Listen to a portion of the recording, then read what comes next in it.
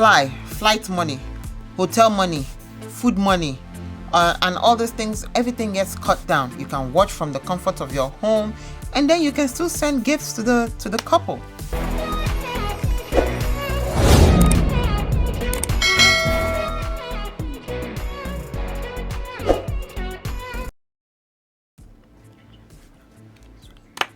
Hello you guys, and welcome back to Laraddiji's LINP. It's another episode of the LINP section of my channel, where I usually talk about situations we might find ourselves in that need peaceful endings. So today is actually all about the social aspects of living a peaceful life, and I'm going to be talking on social gatherings, especially in this COVID season. Social gatherings, how are we doing that, recently? I'm sure the title has you concerned, right? I invited 500 people to my wedding. Is that feasible? Is that something that we can do in this COVID pandemic? Is that something that makes sense? Is that something we should be doing? So in regards to the title, I'm going to be talking about the advantages of a COVID wedding. Basically, if you're having weddings, if you're having ceremonies, if you're having celebrations in this COVID season, there are actually advantages of following the guidelines, with the 6 feet, separation, what's it called, the 6 foot distancing and social distancing that they've said we should do. There's actually advantages. I had the opportunity of going to a wedding when COVID was still really very much rampaging the country. So I had a couple of advantages that I noticed, that I observed. So the number one thing is the intimacy versus having a crowd. So with the COVID-19 regulations, halls that usually would take 250 people to 300 people would have to reduce that number. I'm not sure exactly how. I mean, if not half, at least a little bit more than half would be, accommodated. So let's say a hall that could take 200 people before will most likely maybe take, with 6 foot social distancing, maybe 50 to 75 people. So with that said, that gives you a much more intimate celebration. It gives you a much more the people you would invite would be much more, close family and close friends, instead of having extra friends that you probably wouldn't know. You probably wouldn't have seen them before sometimes. Because I remember at my wedding, there were people that did not even know me, that knew my family, that knew my parents, that I've never seen before in my life. So when you have that constraint about how many people you can invite to your wedding, it becomes a much more intimate one, which I think that's how weddings are supposed to be. And so the intimacy definitely is a plus versus the crowd in that sense. And with this advantage, I always say to people that are newly in relationships, not newly in relationships, newly getting married, and they're wondering, should they go the court wedding route, or should they go the white wedding, where, the big wedding route? And I always say, you know what, if you do one or the other, you always end up, being like, oh, I wish I did the other one. Like myself, for instance, we had the big wedding, as in we didn't do a court wedding. We had the church wedding, which we actually didn't do in a church, but we did in a hall. So we had that intimate wedding ceremony instead of in a big hall where not a lot of people usually come to. But we had that intimate wedding ceremony in our engagement hall, actually. And then during the recess, they turned that wedding hall into, part of the rest of the reception hall, which I loved.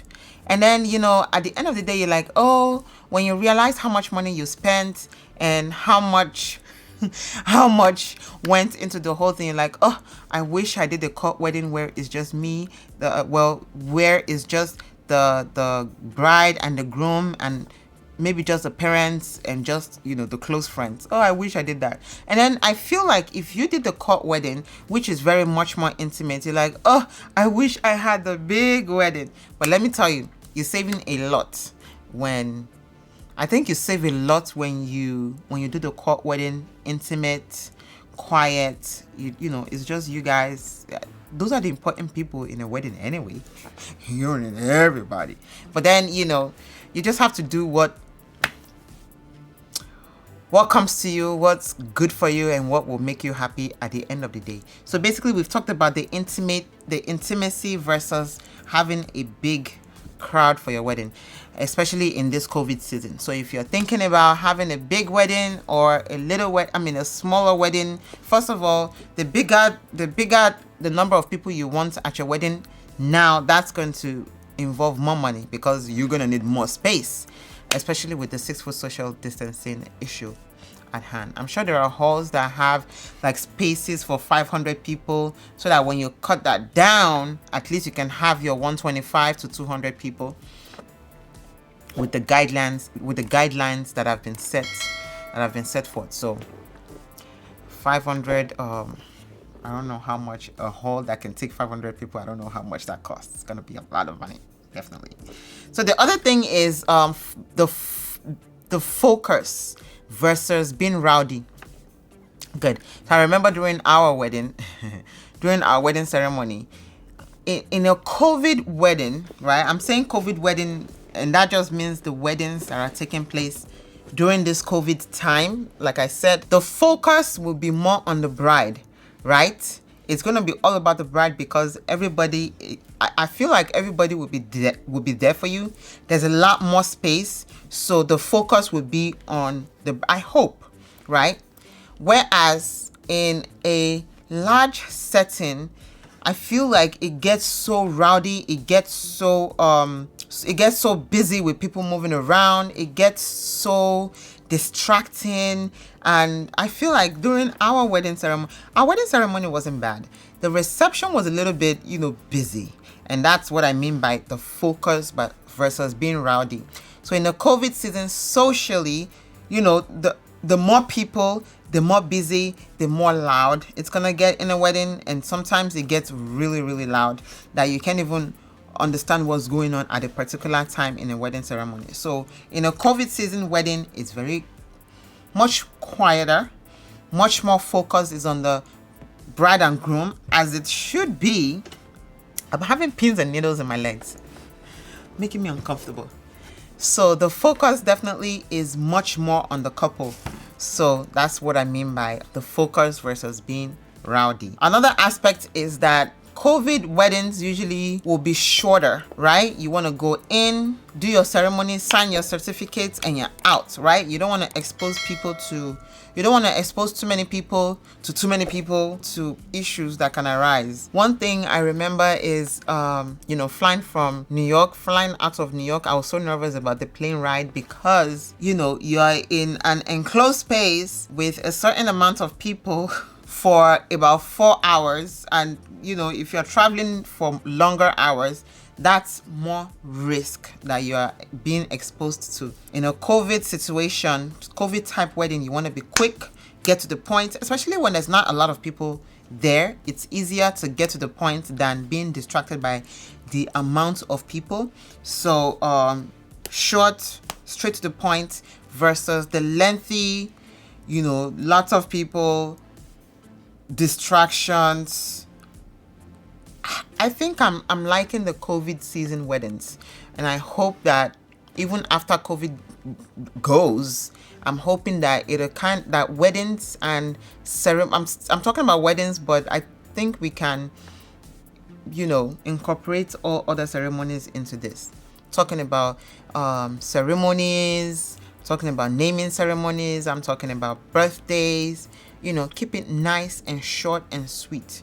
I always say, sweet and short, that's the best. Because then when it drags on, then you have more things to complain about. You have more things to talk about. And when people start talking, then the positive and the negatives, start coming out. So you want to keep it short and sweet. Everybody go home. That's it. It's done. So another thing is with the COVID weddings, if you're not there, I don't think you're missing anything. And I hope that we'll be incorporating technology into it, so that at least for people, this is a very good idea actually, at least for the people that are not there, right? If there's a camera that can record the sessions and put it on Zoom, maybe, then a lot more people can actually watch without actually being there. Like, this is a good idea for future, people that are getting married. If you guys are thinking of getting married and you want a lot of people to be there, but they cannot physically be there, it's a very good idea. I think that technology is doing amazing things. Look at StreamYard. I think it's free. There's Zoom and so many other applications that you can use that can record and and people can watch from all over the world.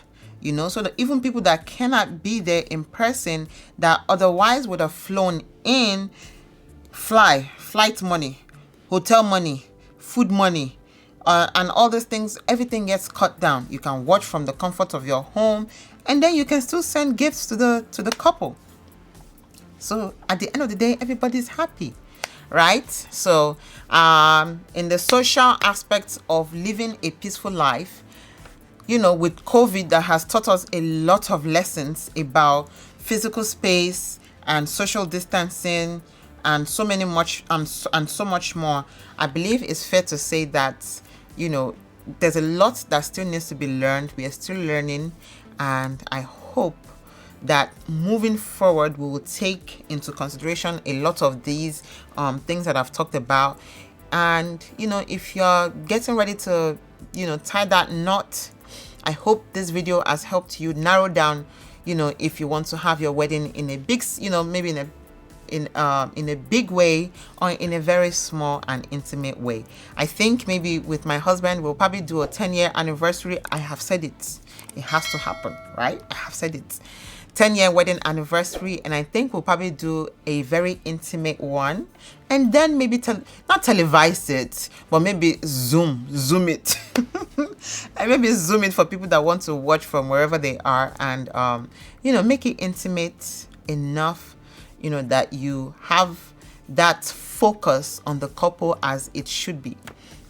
And if you want to watch from anywhere else, you can watch and be happy for the couple. All right, so that does it for this episode. Thank you so much for watching. If you're still watching up until this time, you know what, you are one of my best friends, online here. Thank you so much for watching. Please like, subscribe, and share this video to anyone who's getting married, anyone who's planning a ceremony, planning a celebration. Stay safe. All right. And at the end of the day, we want to live in peace so that we can rest in peace. All right. You see me in my next one. You see me in my next one. See me in my next one. You see me in my next one. Toodles. Stay blessed.